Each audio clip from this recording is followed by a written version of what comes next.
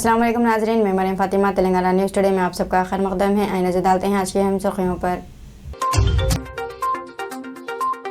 Governor Telangana Tamilisai Soundararajan ने assembly में 2 साल बाद रखा कदम, मुश्तरका इजलास से किया खिताब।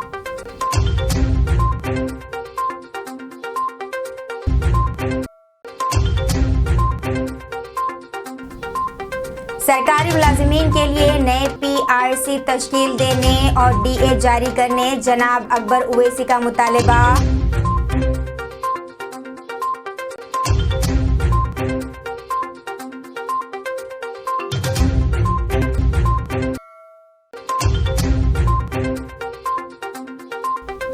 सेक्रेटरीट की नज़र उतर गई, आतिशज़दगी वाक़े पर BRS लीडर का बयान।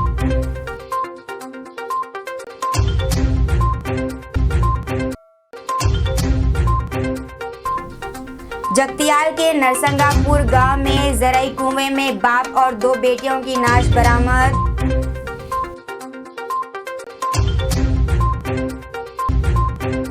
सरकारी मुलाजिमीन के लिए नए PRC तश्कील देने और DA जारी करने जनाब अकबर उवैसी का मुतालबा। तेलंगाना कानून साज असम्बली में मजलिस के फ्लोर लीडर जनाब अकबर उवैसी ने सरकारी मुलाजिमीन की तनख्वाहों में इजाफे के लिए नए PRC तश्कील देने और 6.48 DA अलाउंस जारी करने का मुतालबा किया। रियासती असम्बली में गवर्नर के खुतबे पर पेश की गई इजहार तशक्कुर के मुबाहिस में हिस्सा लेते हुए जनाब अकबर उवैसी ने पुराने शहर में मेट्रो रेल की तामीर और दीगर मसाइल को पेश किया।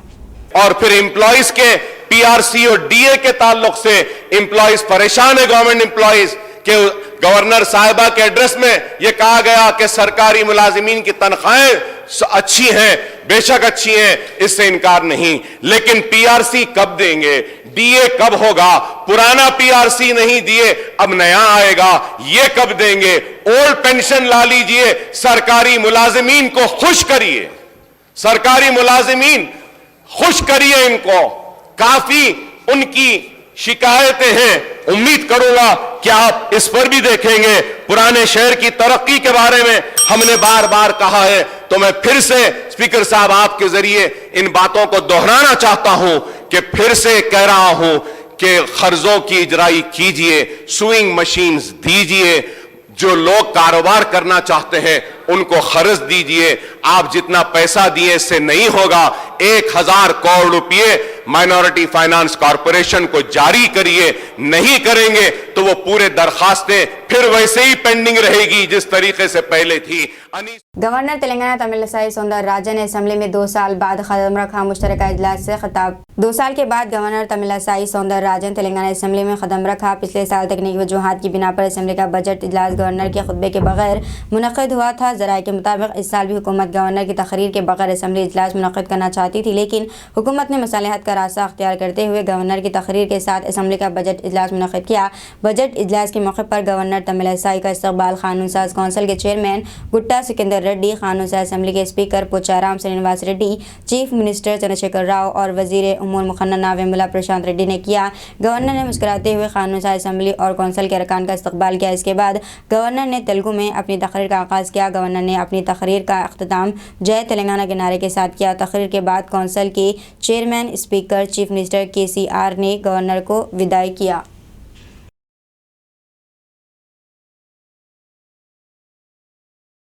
सेक्रेटरीट की नज़र उतर गई, आतिशज़दगी वाक़े पर BRS लीडर का बयान। BRS के रुकन असम्बली बाला राजू ने तेलंगाना सेक्रेटरीट में आग लगने के वाक़े पर रद्दअमल ज़ाहिर किया है। इन्होंने कहा है कि आग लगने के छोटे वाक़े से सेक्रेटरीट की नज़र उतर गई। इतनी शानदार इमारत को जिस किसी की नज़र लगी थी वो आग की नज़र हो गई। इन्होंने बताया कि KCR की जानिब से तामीर करदा सेक्रेटरीट का इस महीने 17 तारीख को इफ्तिताह होगा और वहाँ से शानदार इंतज़ामी उमूर अंजाम दिए जाएंगे जो मुल्क में तारीख़ रकम करेगी।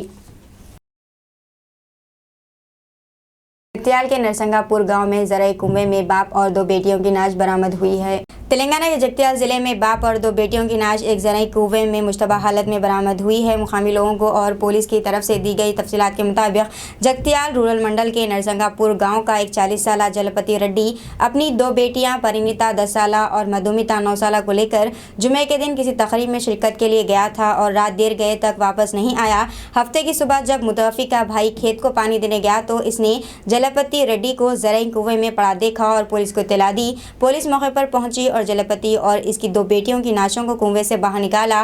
पुलिस ने जलपति से खुदकुशी नोट बरामद किया है। पुलिस ने डॉग स्क्वाड के साथ जाए वक़्त का मुआयना किया क्योंकि मुताफी के जिस्म पर जख्मों के निशानात थे। नाशों को पोस्टमार्टम के लिए सरकारी अस्पताल मुंतकिल कर दिया गया है। अखिलेश यादव सड़क हादसे में महफूज। समाजवादी पार्टी के सदर और साबिक चीफ मिनिस्टर अखिलेश यादव का काफिला आज हादसे का शिकार हो गया। काफिले में शामिल निस्फ दर्जन गाड़ियां आपस में टकरा गई। यह हादसा हरदोई में पेश आया जिसमें कई गाड़ियों को नुकसान पहुंचा और 4 अफराद जख्मी भी हुए जिन्हें इब्तदाई तिब्बी इमदाद के लिए अस्पताल में दाखिल कराया गया। इस हादसे में अखिलेश यादव को कोई चोट नहीं आई। इनकी कार के पीछे आने वाली गाड़ियां आपस में टकरा गई। अखिलेश यादव यहां पर पालपुर के बेथापुर में एक शादी की तकरीब में शिरकत के लिए जा रहे थे। दरियासना मलूबू बलगरम रोड फरहत नगर रेलवे क्रॉसिंग के करीब के खेमीपुर गांव के करीब यह हादसा हुआ। हादसे के बाद की कुछ वीडियोस भी मंजर आम पर आई हैं जिसमें देखा जा सकता है कि 4 से ज़्यादा गाड़ियों को नुकसान पहुंचा है। लोग गाड़ियों के गर्द जमा हैं। इसके अलावा एक एम्बुलेंस भी मौजूद है।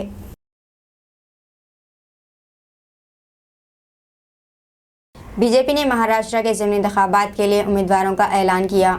भारतीय जनता पार्टी ने हफ्ते को महाराष्ट्र कानून साज असम्बली की 2 नशिस्तों के ज़िमनी इंतखाबात के लिए उम्मीदवारों का ऐलान किया है। इस फहरिस्त में बीजेपी की मरकज़ी इंतखाबी कमेटी ने महाराष्ट्र के आनंद असम्बली ज़िमनी इंतखाबात के लिए 2 नामों पर अपनी मंजूरी दे दी है। बीजेपी ने चंचोड़ से अश्विनी लक्ष्मण जगताप और कस्बे पेट से हेमंत नारायण रासने को मैदान में उतारे हैं। महाराष्ट्र के पुणे ज़िले के दोनों असम्बली हलकों के इंतखाबात 26 फरवरी को होंगे और वोटों की गिनती 2 मार्च को होगी। बादशाही बाग में गरीबों के ढांचों पर चला बुलडोज़र। जम्मू कश्मीर की गरमाई राजधानी श्रीनगर के बादशाही बाग इलाके में हफ्ते की सुबह महकमे मॉल की टीम ने गरीबों के ढांचों को मुनद्दम कर दिया। मुतासरीन ने इल्ज़ाम लगाया है कि हम गरीब तबके से वाबस्ता हैं और महकमे मॉल की जानिब से इन्हें नोटिस भी नहीं दिया गया। उत्तराखंड यूकेपीएससी पेपर लीक मामला, बीजेपी लीडर संजय धारीवाल के खिलाफ मुकदमा दर्ज। उत्तराखंड पब्लिक सर्विसेज कमीशन के जेई और एई इम्तिहान के पेपर लीक मामले में बीजेपी लीडर संजय धारीवाल के खिलाफ केस के बाद बीजेपी की सियासत में खलबली मच गई है। मुलजिम की सिफारिश रोड के हलके से बीजेपी के एक नामजद लीडर ने की थी। पुलिस इस लीडर से काफ़ी देर तक पूछगछ भी कर चुकी है। अहम बात यह है कि नरसन ब्लॉक के मोहम्मदपुर जाट के रहने वाले बीजेपी लीडर संजय धारीवाल की वालदा पंचायत इंतखाबात में प्रधान मुंतखब हुई थी। संजय अपनी मां को प्रधान बनाने में कामयाब होने के बाद मंगलूर बीजेपी मंडल सदर भी बन गया है। फौज में अग्निवीर बनने की तैयारी करने वाले नौजवानों के लिए अहम खबर, भर्ती के अमल में तब्दीली। हिंदुस्तानी फौज में अग्निवीर बनने की तैयारी करने वाले नौजवानों के लिए अहम खबर है, भर्ती का तरीक़ाकार तब्दील कर दिया गया है। हिंदुस्तानी फौज ने जुमे को इस हवाले से एक मेमोरेंडम जारी किया है। इस इश्तिहार में भर्ती के अमल में तब्दीली की इत्तला दी गई है।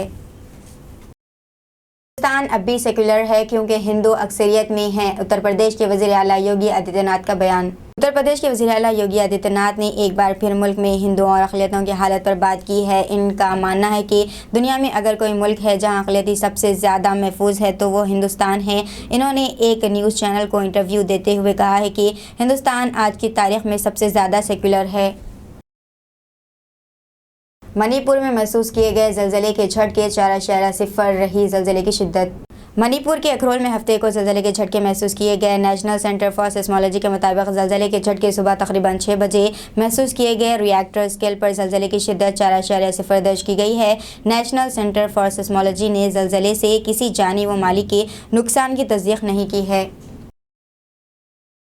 आदिलाबाद के नौजवान तहसीलदार नदीमुल्लाह खान का इंतकाल। तेलंगाना के शहर आदिलाबाद के नौजवान तहसीलदार नदीमुल्लाह खान का मुख्तसर सी अलामत के बाद इंतकाल हो गया। वो साबिक़ में आदिलाबाद के अक़लियती बहबूद ऑफिसर रह चुके थे। नमाज जनाजा मस्जिद मोहम्मदिया भक्तापुर में बाद नमाज इशा अदा की जाएगी और तदफीन ईदगाह से मुतसिल कब्रिस्तान में अमल में लाई जाएगी।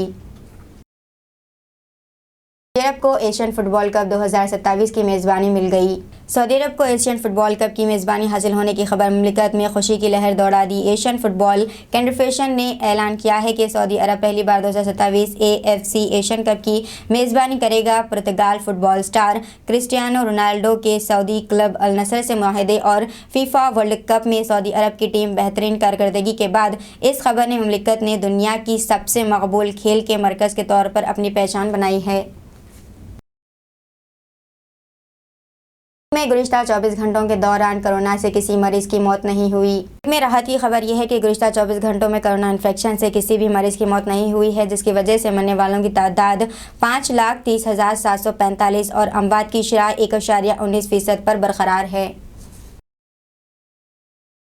आसाम में कम उम्र लड़कियों से शादी करने वालों की गिरफ्तारियां शुरू। एक ही दिन में 2000 से ज़्यादा अफराद गिरफ्तार, पंडित और काजी भी शामिल। आसाम पुलिस ने कम उम्र लड़कियों से शादी करने वालों के खिलाफ एक बड़ी मुहिम चलाते हुए जुमे को 2044 अफराद को गिरफ्तार किया। गिरफ्तार मुलजिमीन में ऐसे शादियां करने वाले पंडित और काजी भी शामिल है। पुलिस ज़राए ने ये मालूमात फराहम की। इन्होंने बताया कि ऐसी कम उम्र की शादी को गैर कानूनी करार दिया जाएगा। पुलिस का कहना है कि इनके पास 8000 मुलजिमीन की फहरिस्त है जिन्होंने 18 साल से कम उम्र की लड़कियों से शादी की है। इनके खिलाफ कार्रवाई की जा रही है। पुलिस की इस कार्रवाई के खिलाफ मुख्तलिफ अजला में खवातीन ने भी इस इक़दाम के खिलाफ ज़बरदस्त एहतजाज किया और कहा है कि इन्हें रोजी रोटी के मसाइल का सामना करना पड़ेगा।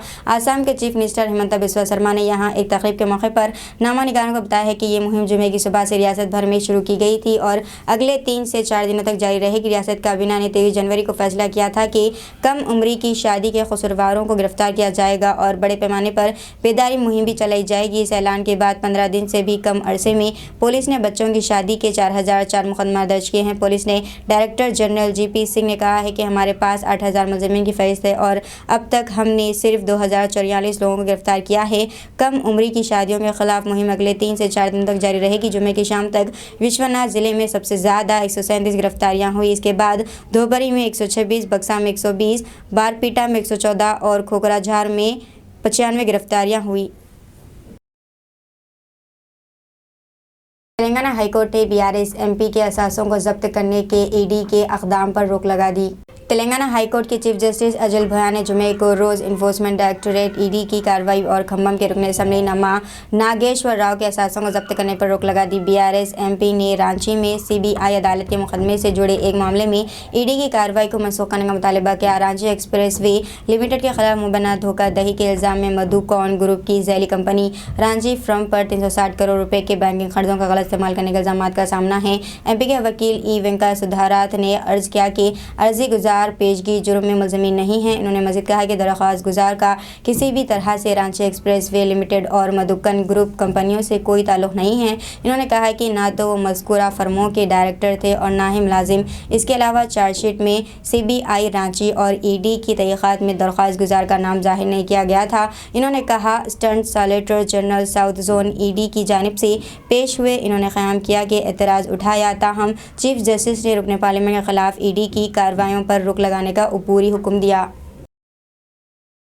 अतिया दहंदगान के आज़ा की पेवंदकारी में तेलंगाना महाराष्ट्र सर फहरिस्त। हुकूमत ने जुमे को कहा है कि तेलंगाना और महाराष्ट्र बिलतरतीब 2021 और 22 में मरने वाले अतिया दहंदगान के आज़ा की पेवंदकारी की तादाद के लिहाज से मुल्क में सबसे बेहतर कारकर्दगी का मुजाहरा करने वाली रियासतें हैं। इसका इंकशाफ सेहत और ख़ानदानी बहबूद के मरकज़ी वज़ीर मुमलिकत भारती परवीन पवार ने जुमे को लोकसभा में किया। वेल्लूर के MP DM कतीर आनंद के एक सवाल के जवाब में मरकज़ी वज़ीर ने कहा कि तमिलनाडु इस प्रोग्राम को शुरू करने में सरगर्म रियासतों में से एक है। मुल्क में मुस्तहक़ मरीजों के लिए मैयत और जिंदा आज़ा की पेवंदकारी की सहूलत के लिए मरकज़ की तरफ से उठाए गए इक़दाम के बारे में इन्होंने कहा है कि हुकूमत आज़ा की अतिया के बारे में बेदारी बढ़ाने के लिए कई इक़दाम कर रही है।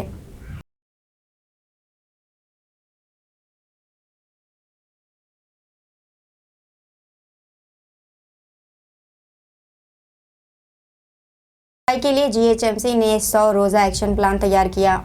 कूड़ा उठाने और ठिकाने लगाने के अमल को बेहतर बनाने और हैदराबाद को कचरे से पाक शहर बनाने के लिए ग्रेटर हैदराबाद म्यूनसिपल कॉर्पोरेशन ने 100 रोज़ा एक्शन प्लान तैयार किया है। कॉर्पोरेशन की जानिब से एक मरबूत सॉलिड वेस्ट मैनेजमेंट सिस्टम मुतारफ़ करवाने के बावजूद हाल ही में 2500 कूड़े के खतरे से 2-4 पॉइंट्स GVPS की निशानदेही के बाद सफाई से मुताल्लिक़ इजाफी इक़दामात को शामिल करने की ज़रूरत सामने आई। इसके बाद शहरी इदारे ने GVP के खात्मे के लिए हेल्पलाइन नंबर, इन कमज़ोर पॉइंट्स की CCTV निगरानी और GVPs के लिए कमांड कंट्रोल सेंटर्स को चलाने की तजवीज़ पेश की है। लोगों की शिरकत को बढ़ाने के लिए GHMC ने बस्ती सफाई कमेटियां बनाने और GVP के खात्मे की मुहिम शुरू करने का फैसला किया है।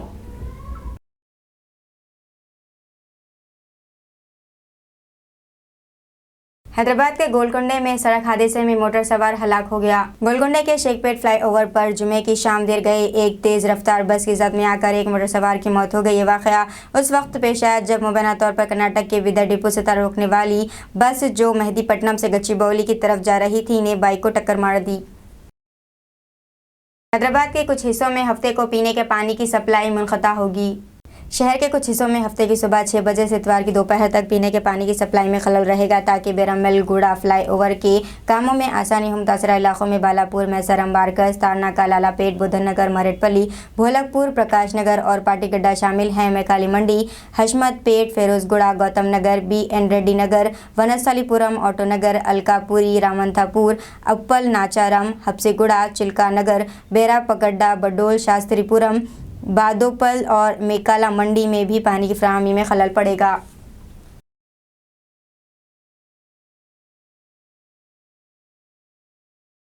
हैदराबाद की चूड़ियों का मकबूल बाजार लाड़ बाजार खोई हुई शान को दोबारा हासिल करने के लिए तैयार।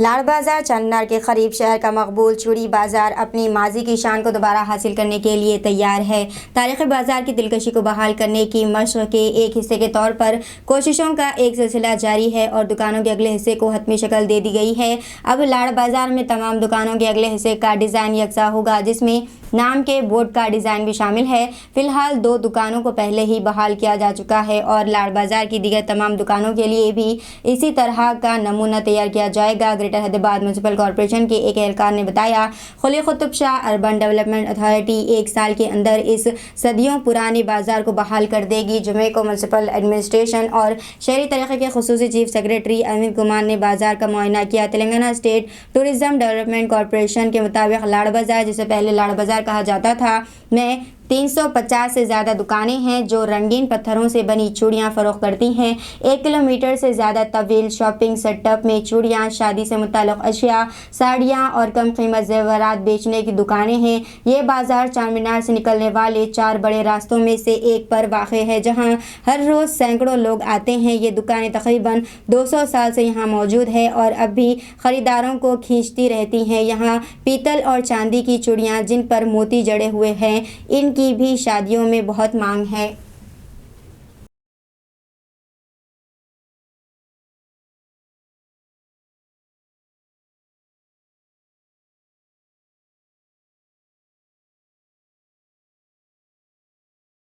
तेलंगाना में किसानों की खुदकुशी में नुमाया कमी, मरकज़ ने राज्यसभा को बताया। मरकज़ ने जुमे को इतराफ़ किया कि तेलंगाना में किसानों की खुदकुशी में नुमाया कमी आई है, जो 2017 में 846 थी, जो 2021 में 352 रह गई है। इसकी वजह रियासती हुकूमत की तरफ से उठाए गए मुख्तलिफ इक़दामात को करार दिया जा रहा है, जबकि महाराष्ट्र और कर्नाटक में बीजेपी के ज़ेर इक़्तिदार रियासतों में किसानों की खुदकुशी बढ़ रही है, जिसमें कोई ख़ास तब्दीली नहीं दिखाई दे रही है। हैदराबाद के पहाड़ी शरीफ में भाई के जरिए 9 उम्र लड़की की इस्मत दरी। शहर के मज़ाफ़ात में पहाड़ी शरीफ में एक 9 उम्र लड़की को उसी के बड़े भाई ने उसी के घर में मुबैना तौर पर ज़्यादती का निशाना बनाया। पुलिस के मुताबिक वाक़या तकरीबन 7 माह कबल पेश आया, जब 23 साला मुलज़िम ने वालिदैन की अदम मौजूदगी में अपनी बहन को ज़्यादती का निशाना बनाया था। जब वो घर में अकेली थी तो इसने लड़की के साथ ज़्यादती की। लड़की नताइज से खौफज़दा थी और खामोश रही। पुलिस ने ये कहा है, ये वाक़या उस वक्त सामने आया जब चंद रोज़ कबल इसने दोबारा इसके साथ जिनसी ज़्यादती की कोशिश की और लड़की ने इसके बारे में अपने वालिदैन को आगाह किया। एक शिकायत की बुनियाद पर पहाड़ी शरीफ पुलिस ने ताज़ियात हिंद और protection of children from sexual offence act के तहत मुकदमा दर्ज किया और तहक़ीक़ात कर रही है। नौजवान को हिरासत में ले लिया गया है।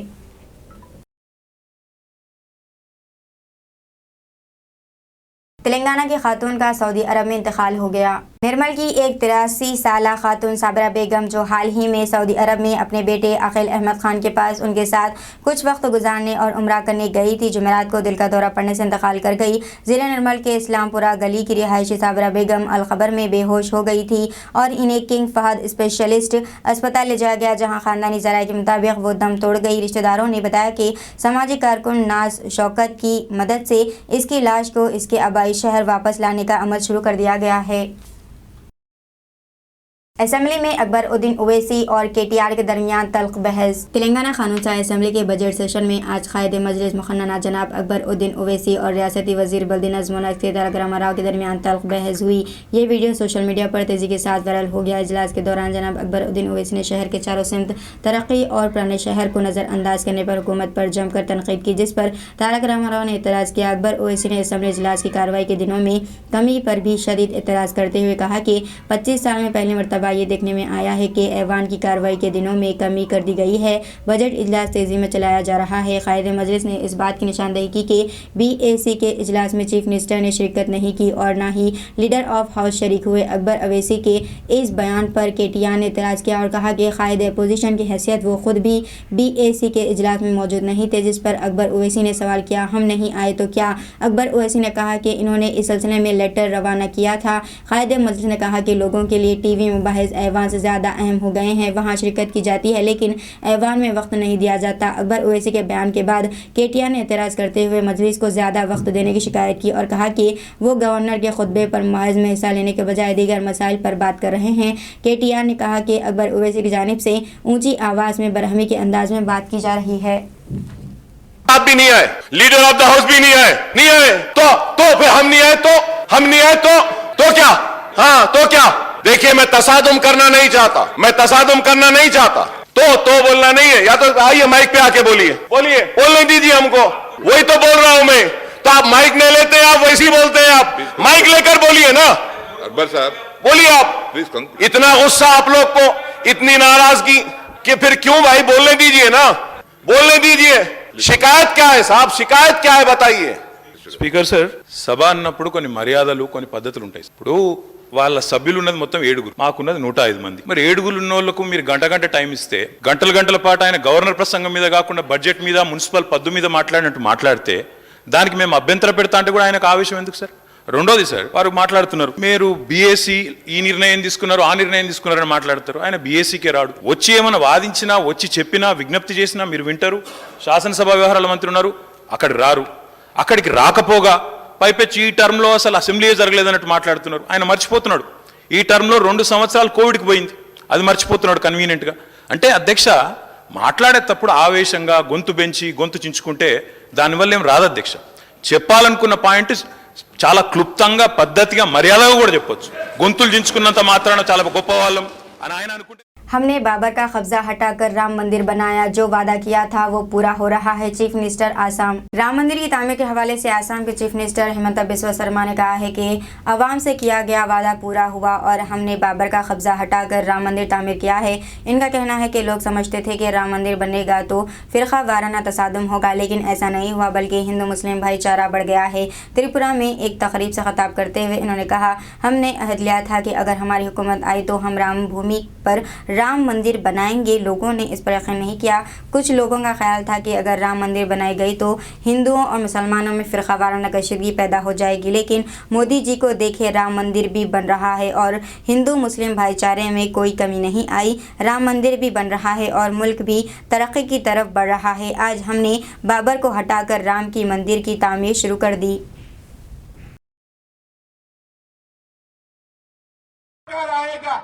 तो हम राम जन्मभूमि में राम मंदिर बनाएगा। लोगों का मन में विश्वास नहीं था और कोई लोग सोचता था कि अगर राम मंदिर कोई बनाने जाएगा तो भारत में हिंदू मुसलमान का बीच में पूरा कम्युनल क्लैश हो जाएगा। लेकिन मोदी जी का तरफ देखिए, राम मंदिर भी बन रहा है और हिंदू मुसलमान का भाईचारा में भी कोई कमी नहीं आ रहा है। राम मंदिर भी बन रहा है और देश भी तरक्की की तरफ जा रहा है। 500 साल बाबर का नाम में हम तब किया था कि मेरा जहां राम का जन्म हुआ था वहां बाबर ने कब्जा कर लिया था। आज हमने बाबर को हटाया। दीजिए नाजरीन, मरियम फातिमा को इजाजत, मिलते हैं अगले न्यूज बुलेटिन में। तब तक देखते रहिए तेलंगाना न्यूज टुडे।